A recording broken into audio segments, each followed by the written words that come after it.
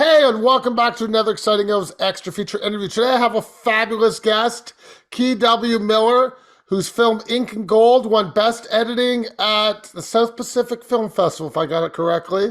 And I want everybody to know it's the first time I've ever had an editor on the show. This is his bag. So we're gonna do things a little bit different. We're gonna get into some editing, why editing, as opposed to other things, but he's a bag man of all trades. So I'm sure he knows many things, but we'll get into it all. According to his bio, he's a triple threat. So we're gonna get into all that. Welcome to the show. Thank you. It's a pleasure to be here. So let's start at the beginning. When you come onto a project like Ink and Gold, I mean, obviously it's been filmed. Are you even there for the filming process, or you come in after? For Ink and Gold, I came in after. A lot of projects I get involved from the beginning, depending on what position I am with the film. But with Ink and Gold, it had already been filmed. Zakiya had already won the award and had filmed it. And I had come in as a mentor, an industry mentor for the creative arts program at Massey University. And we got to know each other, and he was doing the film all on his own. Once he got back, he was trying to learn how to edit, learn how to do everything. And so first I started mentoring him. And then as it got more and more in depth, he asked me if I would come in so I came in as lead producer and editor to help him out, because he was carrying all positions, all hats. And he's an extraordinary young man. Kind of reminds me, or what I would like to think I was like as a young man that believed in possibility, which is what I think the core of the film is about. Yes, it's about him winning a medal design competition for the Lausanne 2020 Youth Winter Olympic Games, and then pitching to perform there, because that was always his goal. And we'll get into that more about the film. But I think the underlying subtext of it is that it's more about a story about a young man searching for connection with humanity using art and sport in expressive forms. And coming out of COVID, I know a lot of young people in my life, nieces, nephews, friends, kids. They were losing a lot of hope for the future because it seems so bleak. And so it was really refreshing to find someone who was still holding on to that and believed in possibility. And so I came on after the fact, to go back to your original question. I came on after they had gathered everything, and then I started helping assimilate it, and then eventually edited the film. Okay, this is always a question I have for any editor I've ever will speak to in the futures. So when I see a finished film, obviously it's ready to go. But when Mhm. you see the film, how much extra footage do you get to enjoy? All of it. Most editors I know, on occasion, like the directors will and the producers may, you'll tag the takes that you like, you'll tag the footage you like.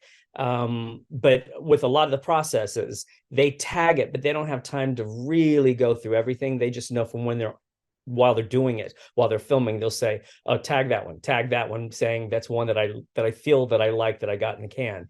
But for me, every time I've been involved with editing, we look at everything, because we want to scan and also give a perspective that sometimes you might have a take that something's off in the background or some in the foreground, or the hand is moving of the actor over here that distracts. And then you go, wait a minute, but this is a really great take on the actor, or even not on the actor, on the background, something happening that they aren't looking at, that can really add to the ambiance or add to the story. And so, especially with everything being digital, it's so much easier. The higher you shoot, 2K, but 4K, 5K, 6K, you can zoom in to something, from space basically. But with airplanes and satellites, you can zoom into an ant on the ground. And so as an editor, since that's our job to take everything and put it together to tell the story that the director would like, we also, at least most editors I know, we like to also say, hey, here's another way of looking at it. It amplifies your story, or it adds. Um, to me, all things are about storytelling. So whatever position a person's in, especially as an editor, does each beat progress the story, or does it leave it parallel? And so if you're not progressing and you're not taking the audience forward in the movement, is it necessary? And so that's why sometimes it may not be the talking head you're looking at, but it may be the sweat dripping down a window, or it could be just these tiniest details that add to the tension or to the story progressing. So I like to see everything. So it takes lots and lots of time going through and then going back through. And so I do the same thing where then I dog tag everything, edit it down to all the stuff I like, then go back and do it again and do it again. And it's always about putting things together in story beats and story arcs, and then the whole film, and then editing down. I know I've worked with James Cameron in the future, and I know sometimes I think even with his first Avatar, I think it was probably I thought I heard like 5 hours or actually 12 hours the first one, and then he started cutting down from that. I may be speaking wrong. I just know that's what I was told by some team members, and so that's what it's about. The thing is taking out the extra water, taking out the extra beats, that you have a cohesive storyline, that you don't lose the audience. Okay, this is a 16-minute short, roughly, maybe 17 minutes. I think it's Yep. 16:58. Mhm. So, what is your first edit at? Is it at half an hour? Is it 45 minutes? Is it an hour and a half? Well, considering how much footage he had, the first edit I would say was probably around an hour and 20. I can Um, believe it. yeah, but we went because all the footage of him as a young man, Zakia's parents were international teachers, and so they would move every 2 to 3 years to a different country. So he grew up like in Kuwait, Bangladesh, Vietnam, China. The list goes on and on. And so one of the things that he loved, even though he was this little field hockey, he loved it. And so he was playing with some national teams when he was 11 and 12. He was this little prodigy on field hockey. So they thought of him as an athlete the whole time. They had no idea he had this passion for art and was doing art at school. But he actually had a little camera that his grandparents, I think, gave him, and he would just set it up and film himself doing things. So all the footage of the film in the past of him growing up showing him was he taking himself. He would just set it up and film this stuff that no one knew he was doing. And then we got a lot of pictures from his dad. His dad's a photographer as well as a teacher. And so we had to go through all of that, which could have been a film unto itself. Like if you were going to do a home video movie, it would have been 2 hours minimum of footage. And then the footage of the actual prepping the design, and then prepping to pitch, because they once he won, he said, "Hey, I'd like to perform." Because what he does on top of all his artwork is he takes balls and dips them in ink, different colors inks, and then uses the hockey stick, and he does this kind of performance art on these huge mats. They're like big rugs, sometimes wall size, and that's what he said, "I'd like to perform at the Olympic Games," because when he was a field hockey player, his dream was always to be an athlete at the Olympic Games, and they never had field hockey. So this was his chance. So they didn't get it. So they said, "Can you put together a little 2-minute pitch?" And he put it together, and they said, "You're performing at the opening games." So he got to receive all 3 medals from Thomas Bach, but then he got to perform at the Olympic Games, which was the highlight of it for him. And so we had to go through, he was filming, he was smart enough to know that he wanted to film the process. And so he was filming all the prep. Like he filmed the design process of the medals, the drawing and all the different things, the rendering, and then the design of the performance at the Olympics. And then when he was at the Olympics for a week or 10 days, they were filming everything there. So that again was unto its own. And then we added to go all these interviews. And so then the interviews became a lot. So it really was, we did it as kind of 3 different sections first. All the older footage that we wanted to cut down that we could possibly use, then the B section of the actual design and performance, and then the interviews. And so that's why it was like 3 huge chapters or 3 series, like sequels, and then we just kept editing it till we got it into one cohesive story, which probably took us down to about, I don't know, 38, 40 minutes. But that was a lot of fat that we needed to cut. So we just kept cutting and cutting. And then we sat on like an 18 or 19-minute film for a while. And it was stuff that he was passionate about. But after a little bit, I convinced him. I said, "This is great. And it's great about your history, but it doesn't necessarily progress the story. It's just like a side story." And so that was kind of my job as an editor, I think, and also as a producer, to, whether I could sway him or not, it's still his story and it's what he wants at the end of the day. But he agreed with me that that would be a great little side clip for blogs. And so that's what we're going to do. We're going to put it as a little companion piece. So yeah. So my next question is, when you're inserting things as an editor, what vision do you have? I mean, I understand you have an opening. I understand you got to introduce your character. But then at one point you start going, oh, parents, I need parents here. And you Yeah. need to drop them in. So I want to know as an editor, how do you know at that time this is needed? Do you, oh, this is my process. This isn't necessarily everyone else's That's process, what I'm looking for. I want but yours. but for my process, because I don't usually edit, I believe this is for me. I started as an actor and I did a performer, and then I got into directing. And I was always writing. I've been writing since I was a teenager. And I realized then I worked, once I really got to Hollywood and then in New York before that, I decided I want to work crew at the same time. And so a lot of times when I was an actor, they wouldn't necessarily let me do it unless it was days I was off. But then I decided to go for crew positions as well, and then learn from producers, because I thought the more well-rounded I was, the better team player I was. So I'm not the kind of guy that wants to go in and say, oh, I know how to do this is how you do it. I just want to be able to support. I know for a fact there's no I in filmmaking. It's all team, and it takes an army. And anyone who tells you otherwise does not know what they're doing. But I just like to be articulate so that if someone is including me in the conversation and they ask my opinion, I'm the first to say, you know what, I think there's someone better to ask about this. But if I'm in the room, and that's usually as a producer or on one of the top creative positions, I can have an opinion or an articulation that can answer some questions.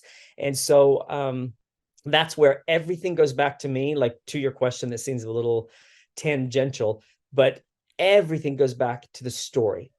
And so where I know where to arc, once we get the footage, I like to script everything out. So from the interviews, I have it scripted. And so that's where one of the things I did for Zakiya, so it wasn't more time on me trying to do that as well, is I had him write out all the things he spoke about so that we had an actual script. And then I plotted the script, because with the documentary coming in at that far into the process, they didn't write out a script. This is his first film. He was this very young filmmaker, and he found people to help him out. And so they were just doing guerrilla filmmaking, where they were running and gunning and just trying to get footage and going, let's show this. And so in their mind, and in Zakiya's mind, he was just going to tell it chronological. And I was saying, you can still tell the story chronological to where it arcs and you come to the climax at the Olympic performance. But I said, but the story of itself, of the whole film, doesn't have to be chronological. You can be talking about something that takes you to flashbacks, or your parents can be talking about, or teachers or whoever can be speaking about something that takes us to those flashback sections that then adds more info. Because I said, sometimes when you do things chronological, it's like Big Brother. It gets a little boring. Nothing against the Big Brother producers and writers. But so that's where I find the arc of the story, you break it down into story beats, and then I go, okay, on this story beats, and when you have it like that, I can move. Oh, this section of his childhood is movable depending on what they're talking about. So I helped him, and I kept him involved in the whole process, but we created the script basically. And so that we knew where we wanted the story beats that would add a little more to take them the arc, then add a little more, then add a little more to get to that arc, so that people felt like they knew him, that they knew his family, that they knew who he was and why this was important to him. Okay, I want to go back to the beginning of the film. You can correct me if I'm off here a bit. How much did you tinker with the beginning on the editing? It is beautiful. The Thank you. drops and stuff. I gotta say, and you sound design this too, right? Do I have that Yes, correct? yes, yes. Okay, so Yeah, this will help me. I really thought if you just sent me a 2 minutes of that opening, you would have won an award. That editing right there is phenomenal. The thank way you. you blend things. So, how did that come to you? I mean, obviously, I know the ink droplets are him. I get that. But you don't know that when you start. I mean, when you Well, start the short, that's all new. So, your sound and your imaging there and the cuts are just beautiful. So, thank you. how did you come to that conclusion to do that? Wow, thank you very much. That's very kind. The There was something about, like I said, Zakiya, he's such a humble young man, but yet he has this passion. And for some people, they say, hey, that's not my type of art. He also does major art, like digital art and paintings, and he's had art shows now in the UK, and I think he has one in Spain or somewhere coming up. But he's I think he's going to have a really solid art career too. But he also loves the visual medium. But so I watched him doing some of this, and there was so much about the ink. And what I love about him, he doesn't worry about what he looks like at all. Whereas most of us, we worry so much about, oh, is the lighting great for our pictures, particularly when you're on film. But he's so much about his art and the message. It's all about the message. It's the same thing with his metal, that he was inspired so much by Maya Angelou, by her poem that there's beauty in diversity. And because he grew up in all these cultures, that's to him why he fell in love with the Olympics. It's about diverse cultures and about acceptance, open arms to anyone. And so his whole thing is about the message. So when he's doing this performance art, he's got his hands where he's dipping the balls, and he's wiping his hand. He's got ink all over him and on his clothes. And I loved it. There was so much that the ink became part of him. So that's why, even though we had the gold medal and people focus on that, I wanted to focus on the ink. And even though I know the ink drop effect has been around for a while, I was like, people are going to go, oh, well, this has been there. But there's something so integral and something that's so, I don't know, foundational with the ink about him. That's why I said to him, hey, I want to do some ink drops. And so I included him on all of that. I got him to look. We went over some of the techniques so that he could create, like I had him create some of the inks and then doing more where it would spread more and changing the tempos. And then the little 2-minute video that they had made to pitch for him to perform at the Olympics, I loved it. I thought they did such a beautiful job. And that's when he showed it to me. That was the first thing that got me involved. I was so impressed because so many people talk a good game, but how many people actually put something down and finish something? And he had. And so that's when I went, this young man's different. So yeah, I really want to help, because he doesn't talk it. He puts action behind it. And so I took most of that footage. We got a few extra pieces, but then it was just about putting it together to what is the first ink drop that people go, just like with the poster, that you just see the hockey stick and you see a black ball on some white paper with lines. So I wanted the entire title sequence to go with each ink drop. It's like the painting or the picture or the words, the story is starting to come into picture or come into clarity. And so that's where that came. So it was just going through the footage and figuring out which one would take you on that to make it interesting. Because some people, it's not their type of art, but it's not about whether it's their type of art. To me, film is visual, whereas stage, the actors guide the audience more because it's more script. Books, the words guide the audience, but film is visual. So a look can say more than lines. And so that was why I wanted that title sequence to say, we're going to introduce you to this world, but the world is going to take you on a story. Wow. Okay. Does anything ever surprise you when you get on a project? I mean, you obviously come to the project. Sometimes you're not there the whole time. You're just editing. You're like, oh, wow, that's interesting. I should focus more on that. And that wasn't in your initial storyline. You have a rough idea. You tell me you plot it out. You're looking at the footage. You're like, oh, wait, I got to add that back in. How does Yeah. that work for you? Well, that's my favorite part. I mean, I'll be honest with you, and it's the same thing. If you focus on storytelling, and you don't lock yourself in. And so that's why when I'm working with any team or when it's me, I want to surround myself with people who will challenge me. And then when I've been blessed with the greatest mentors, it's been the greatest blessing of my life. And so when I started having success, I would say to all these people who've been mentors, oh, I'm going to take you or do this, and they were like, no, no, no, just pay it forward. So that's what I do. I try anywhere I am in the world. I guest teach and I don't make them give me fees. So I work with young kids, I work with university kids, whatever. And so that's why I always try to guide people that tell your story, but sometimes your story will show you something that you didn't even realize in it, because we are so caught in our own perspective. And so when other people, the way people see you or the way people see me is not the way we see ourselves. And so sometimes that's why when people see themselves on camera or they hear themselves on tape, they hate it because it's not how they hear inside. Well, it's the same thing about stories. And so that's my favorite part of editing, and story development, is finding the things that are, I don't know. This is, everybody knows this in Hollywood. Maybe I shouldn't even talk about this, but there's the story that in Jerry Maguire, the scene in the locker room where Tom Cruise is with Cuba Gooding Jr. and Tom starts laughing and then getting mad, trying to make himself serious. Well, Cuba was doing some funny things, painting himself blue and everything to make Tom laugh, and Tom broke and started laughing. He was like, cut. And Cameron was like, no, keep going, keep going. And he actually used that scene in the movie because it showed this side of Tom, that it was Tom the actor, but it really added to the character.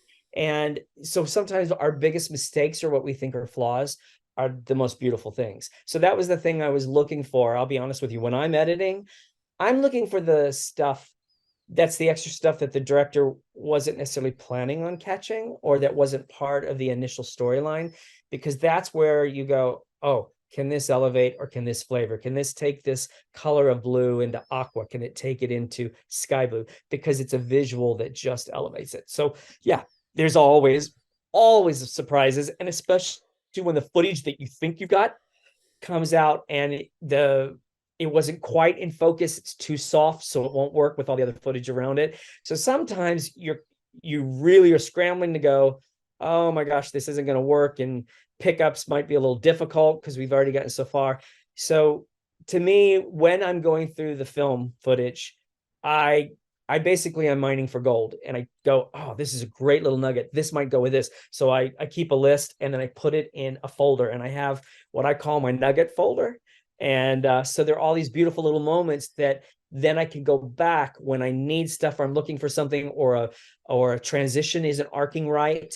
I go, here's this thing that'll help transition to the next beat. Okay, let's go the opposite of that question. Have you ever edited a film that you're missing something? You're like, oh, I need more coverage of this. And so I understand you're screwed. I mean, you're the last guy, so there is no more coverage coming. What do you do in that situation? I don't think you had that problem with Ink and Gold, so I don't want anybody to think I'm referring to Ink and Gold because I think you had all the coverage you needed. I'm just more interested in general. Yeah, there are. So this is another thing, that when you're in an editor position, the sooner that you establish your relationship with the director in particular, because it's the director's job to tell the visual storyline. And so that's why you as an editor the DP is so important, because they become the eyes. And so that's why a lot of directors like to be director DP, especially in smaller projects. But the DP becomes the eyes of what's in the camera. It's the director's job to articulate what they're looking for. But the sooner you establish a really tight relationship, like on the big films, you get the dailies uploaded by the end of the day. So you are already going through it, and so that's why when you have a huge crew and a huge budget, they usually get the dailies 2 days later. They try to push for a day later, but usually that they say, hey, here's the stuff we like. And they're showing it to the director and usually the production team, to say, oh yeah, this looks good. This looks great. So that while they're there, and it was the same thing when I came on, there was time, and it was lucky that Zakia's parents came back in the country from a teaching thing, that I could say, Zakia, and in a couple of his interviews, I could say to the little team, hey, I need you to go back and redo Okay. these interviews. And then there was a couple things too in there in the park, and when he was designing the stuff, that the footage wasn't working. So I could articulate to the cinematographer and to Zakia, can you go back in and either, if you don't have access to a crane, because this is a very low budget, who has gear, we're going to do it kind of film. But I said, can you get on a ladder? Can you go up? At least get me some kind of angle, so that I can mirror what's happening at the Olympics, where only 53 seconds of the film, and we didn't, but it's the Olympic Committee, God love them, and they've been very supportive, but they sent us just a little bit of footage so we could use, I think it's 52 or 53 seconds of his performance, but the rest of that performance I edited together, because it wasn't all of it. So I edited footage from his rehearsals, and then we had it graded to match the lighting of the performance, with because they had a lot of reds and blues. So we graded that so we could piece it together so the audience could kind of feel like Okay. they were there. But that was the thing. So going for all the stuff of his practices, I was able to go. But when you can't, when you don't have that relationship to go, hey, pick this up if you can, grab something, that's where you have to be really creative, and you have to kind of recreate a whole new beat and say, okay, we don't have this. So usually you have to actually change your story beat and change your arc so that you can go, well, we don't have that footage and we can't create that beat with what we've had. So you have to create a new beat. And usually when you create a new beat, it changes the story arc. So it's tricky. It's really tricky. So that's why as soon as I can, I want to be involved with the director and the DP to say, hey, you're still there. You got the people. Can you go back and do this? Um, but yeah, it's for me, the only way that I deal with it when we don't have it is recreate beats and kind of change the story. Okay, I'm going to shift focus a bit. I'm going to discuss you a bit more now. So I think we're good on gold. If I missed something, I don't think I did. So we're good. I looked up your credits. It says Avatar Navigator. What does that even mean? The well, I was hired in, I did acting on it, and so I was the one of the small boats that shoots the whales. Since I hope I'm not, killing anybody who hasn't seen it yet. But we filmed 2 and 3 at the same time, and so we'll see. It's that they filmed so many hours, so a lot of it lands on, forgive the dog in the background. But they filmed so many hours. And I was the navigator. There was a 5-person team that's on one of those little whale shooting boats, and I was the navigator, so it was kind of like the lead of it with it. So yeah. Was that fun? Did you have a good time?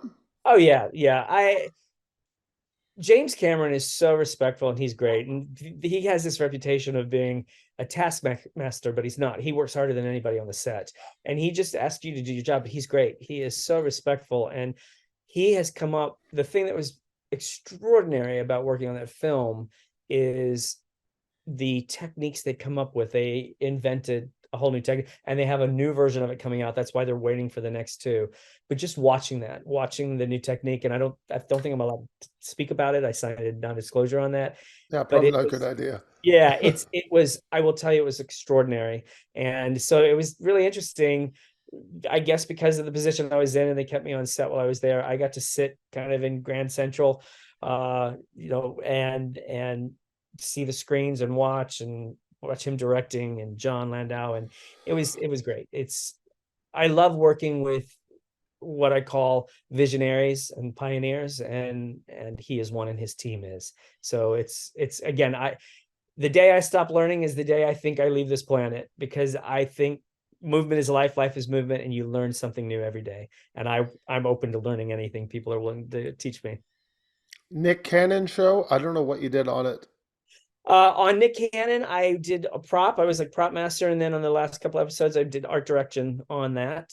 A good buddy of mine does a lot of the art direction and all the stage stuff on a lot of Nickelodeon shows, and so he knew that I had experience with that. So on that, he was doing 3 shows at once, and so he said, "I need help. Will you come in?" And I was like, "Absolutely." And again, every time you do a different position, it just it adds to my palette. Like I think we're all, no matter, I don't care if you're in business, you're a doctor, we can all be artists, but I think we all have a palette. And so when we're kids, we got red, yellow, and blue, and then you learn how to mix yellow and red, mix orange, and then when you add white to it, you get different shades. Well, I think of myself as a palette, so anytime I can get a new color, it just makes me a better artist. And so that was a blast. I mean, especially for Nickelodeon, the crazy props that you have to come up with, and then setting, and then the season finale, which they've still never aired on that one. I'm not sure why.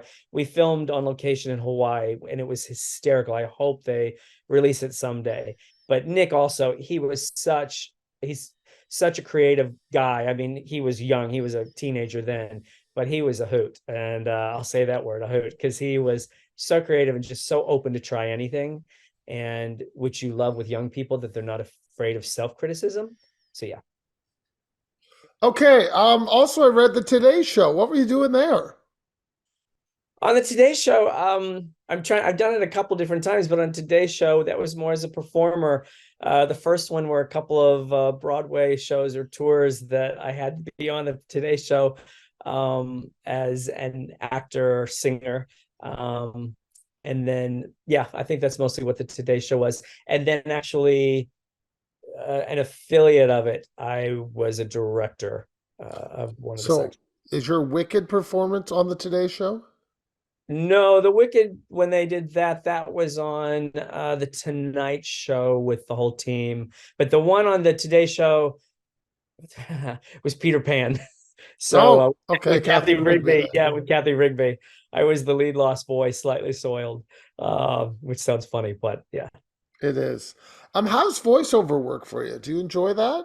Yeah, I love it. I love it. It's so much fun because you get to step outside of worrying how you look on camera, and you're in there. Like when I'm doing voices, sometimes you do things like with your throat to make a sound or whatever. You can do whatever you want, and you can be ridiculously over the top, jumping up and down. And so it's really fun because it makes you think of creativity from a different perspective. So yeah, so I've had a lot of fun, and it's really great money in a quick short amount of time. And so yeah, it's a blast. Okay. Last thing about you, you design CD packages. Yep. So, how do you get, like, I mean, you're an editor, you do all this, but I mean, a CD package is a very, I would say, individualistic idea. Like, everybody has visions. Do they Yeah. give you visions ahead of time, or do you just guess? Some do, some do, some don't. I see it more as like a filmmaker. It's creative, but it started with someone I know. She's an amazing singer. She's had, I don't know, 7 solo albums, but she was with Expose, Kelly Moneymaker, and it was her, I think it was her very first solo album. She sang with Ringo Starr, tons of people, and but she had hired people and they kept putting pink cotton candy clouds behind her, and that's not her. And so she's like, I'm not happy, I can't do it. And I said, well, I'll do something for you because I know Photoshop very well, and also doing film, I have a visual eye. And it turned into not just doing the art, but having to learn how to do the packages. And then I started doing film posters and EPK design for people. Again, it was all of it came from wanting to learn more, but it also kept me. I've never worked anything but in this business. I've been so blessed. So I could act, I could direct, I could write, I could do art design. It's just led me to be able to be in the creative world, making a living and being very happy. And so that's where that all stemmed from, was really to help some friends. And then I started getting offers and some studios calling, hey, we love this package, would you do one for this? And so I don't do it all the time because it takes a lot of time, and I don't like sitting too much at a computer. Granted, when you're editing, you're sitting at a computer. But so yeah, so I just pick and choose what I do when I have the time to do it. And it's been really fun. Okay, now we're time to my favorite part, the three fun questions. Okay. Favorite film, because your first time on the show. Oh God, that's hard. There's so many. Uh, I can't even answer that. I mean, everything from Shawshank Redemption to American Beauty to, believe it or not, Singing in the Rain when I was 3 years old, and my mom had in her journal that I watched it because I used to love to run in the rain as a kid. They couldn't keep me out of the rain, so it came on TV, and my dad woke me up as a 3 year old, and they set me in front of it, and they said I was perplexed, it didn't move, and at the end, I pointed to the TV and I said, "That's me," and they thought I meant that's me playing in the rain, and I knew at that moment, no, that's me. I want to do films. I want to act, Ah, dance, make movies. I really did. I've known. And when you know that young, the rest is just work. It was easy. But that film is very pivotal to me because it was the one that made me go, there's my life. But I mean, this seriously, I could go on and on. There are so many brilliant stories, and I'm all about the story. So Princess okay. Bride. I mean, there's so many different genres too. I like Water for Child. I love what we always called foreign films here because back in the day they didn't usually have the budget that Hollywood had, and so it was all about the story. It was all about the direction. It was all about the lighting. La Femme Nikita, Les Enfants. But I mean, I'll go on. But uh, to me, if it's a great story, you've got me. Okay. This one may be a hard one. Your favorite edited film? God, Amelie. Okay, maybe. I would totally give you Amelie. That's a very hard edit on those. Tons of edits in Amelie. Yeah, no, not Home Away, Amelie. Amelie, the French. Amelie, the French film. Yeah, be only because going from the live action to the animation and everything, they capture magic to me. And when you can transport me, I mean, don't get me wrong, I could again give you a list of 50 right now, Oh, I but know you could. that's the first one that came to mind because Perfect. it left me feeling like they captured magic. And so that to me gives it Okay, extra next kudos. one. You can only give me one answer. I want you to recommend a film people have never seen. Oh, you might have me stumped on that one. Oh, Recommend perfect. film you had people have never seen, because I always tell everybody to see a film when I've seen it and I love it. Well, If I'll anyone give you hasn't one seen right it yet, now. I'd recommend I Ink and Gold. I oh would god totally awesome. recommend it. It's a fabulous doc. So there you go. You're out. All Before we right, let you go, socials time. Where can people find your work? Ink and Gold Movie on Instagram and Twitter, our website is Ink and Gold Movie. Same thing with Facebook. So you see it all on there. You can't see the movie right now. We're in negotiations for distribution. We have qualified for Oscar consideration, which Excellent. and we've just got our 68th official selection and our 65th award, including 39 best films. And so because of all this has just been an incredible journey, unexpected one.